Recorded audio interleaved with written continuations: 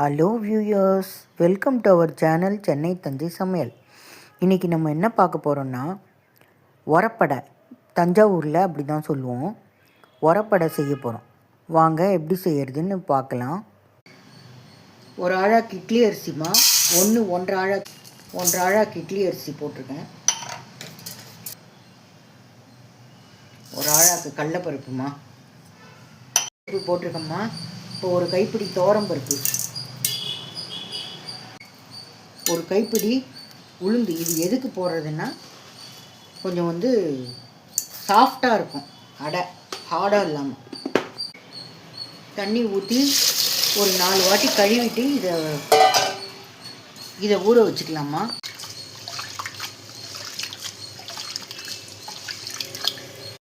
நாலு வாட்டி கழுவிட்டு ஊற வச்சுருக்கேம்மா.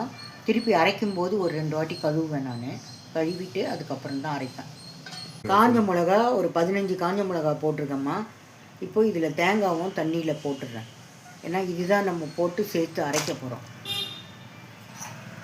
இது ஒரு 4 மணி நேரம் ஊறணும்மா. 4 மணி நேரம் ஊறணும். இதையும் 4 மணி நேரம் ஊறணும். ஊறி அரைக்கும்போது உங்களுக்கு காட்டுறேன். 4 மணி நேரம் ஊற வச்சு ஆயிடுச்சுமா. இப்போ எப்படி அரைக்கிறதுன்னு காட்டுறேன். எப்படி இது அரைச்சி தேங்காய் காஞ்ச மிளகா இதை போட்டு முதல்ல அரைச்சிடணும். அதுக்கப்புறம் தான் அரிசி பருப்பு அரைக்கணும். ஃபஸ்ட்டு நான் இதை போடுறேன்.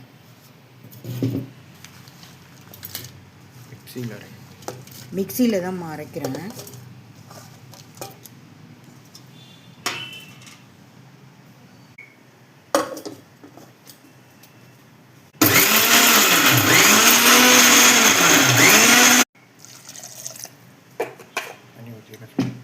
கொஞ்சம் தண்ணி ஊற்றிக்கிறேம்மா, அப்போ தான் அரைக்கும். அரிசியும் பருப்பையும் இதில் போட்டு ரெண்டு வாட்டியை மொத்தமாக போட முடியாது. அதனால் 2 வாட்டியை போட்டு கொஞ்சமாக தண்ணி ஊற்றி, தண்ணியை அரைச்சிடாதீங்க. கொஞ்சம் நொய் பதத்துக்கு வர மாதிரி அரைக்கணும்.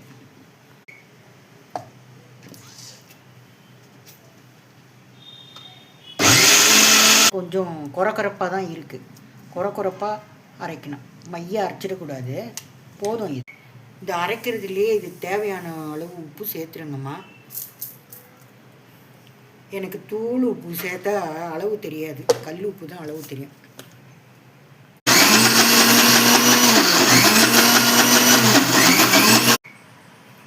அந்த மாவோட கலந்துக்கலாமா.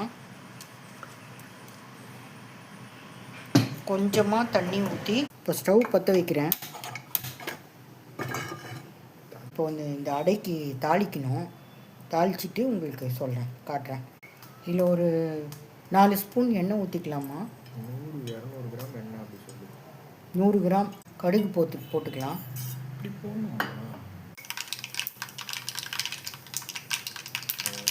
கடுகு பொரிஞ்சிச்சுமா. இப்போ உளுந்து போட்டுக்கிறேன். உளுந்து சிகப்பாகட்டும். 1 ஸ்பூன் உளுந்து போட்டுருக்கேன். உளுந்து சிகப்பான உடனே 3 காஞ்ச மிளகா, ஒரு கொத்து கறிவேப்பிலை,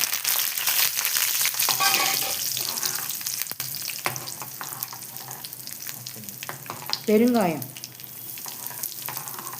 ஏன்னா இது பருப்பு இல்லையா, வாய்வு, அதனால் பெருங்காயம். ஆஃப் பண்ணிடுறேம்மா.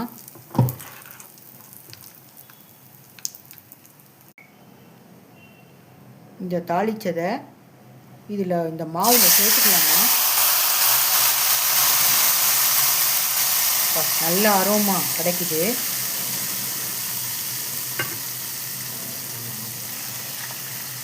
உப்பு, இந்த தாளிப்பு எல்லாத்தையும் சேர்த்து நல்லா கலக்கணும் மாவை.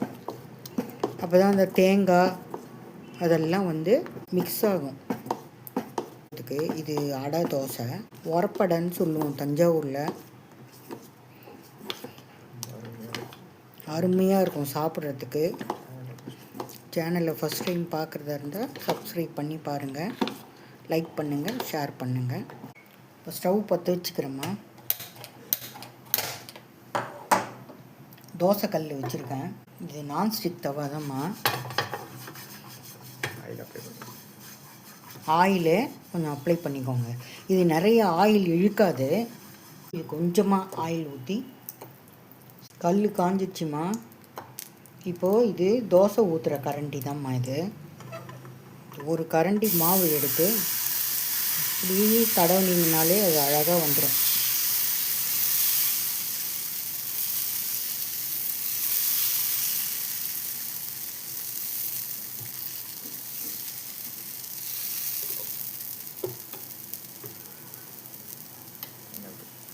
கொஞ்சமாக எண்ணெய் ஊற்றுறோம்மா.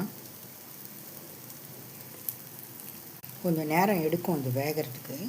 ஊற்றின உடனே திருப்பாதீங்க, கொஞ்சம் நேரம் விட்டு அதுக்கப்புறம் திருப்பினீங்கன்னா இது பாருங்கள் தீயாமல் நல்லா வந்துடுது. இன்னும் கொஞ்சம் நேரம் விட்டால் தீஞ்சு போகும். தீஞ்சும் எடுக்கக்கூடாது, தீயாமல் இந்த மாதிரி நல்லா எடுக்கணும். டேஸ்ட்டாக இருக்கும் சாப்பிட்றது. மெத்தமாகவும் இருக்கும், ரொம்ப ஹார்டாக இருக்காது.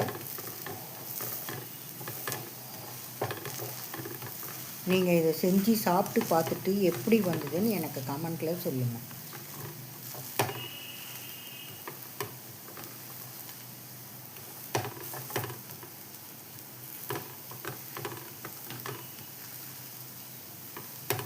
இதுக்கு ஒரு தயிரோ புதினா சட்னியோ வெல்லம் வச்சு கூட சில பேர் சாப்பிடுவாங்க. தொட்டுக்க இல்லாமையே இது அப்படியே சாப்பிடலாம். நான் இது தோசை மாதிரி தான் ஊற்றுறேன். நம்ம என்ன வேணால் வச்சு சாப்பிடலாம். மொத்தமாக இருந்தால் தான் கஷ்டம்.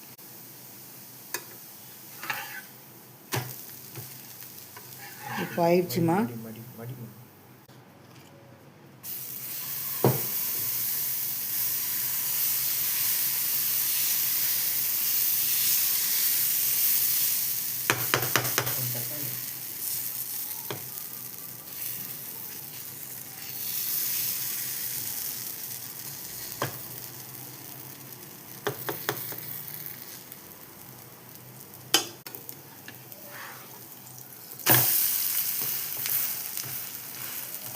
நிறைய பல்சஸ் சேர்த்துருக்கோம், அதனால் இது நல்ல உடம்புக்கு ஹெல்த்தியானதுங்க.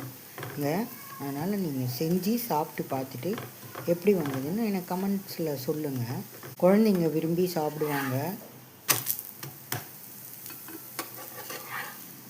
இந்த வீடியோ உங்களுக்கு பிடிச்சிருந்தா சென்னை தஞ்சை சமையலுக்கு சப்ஸ்கிரைப் பண்ணி லைக் பண்ணி ஷேர் பண்ணுங்கள். தேங்க்யூ. மீண்டும் அடுத்த வீடியோவில் சந்திக்கலாம்.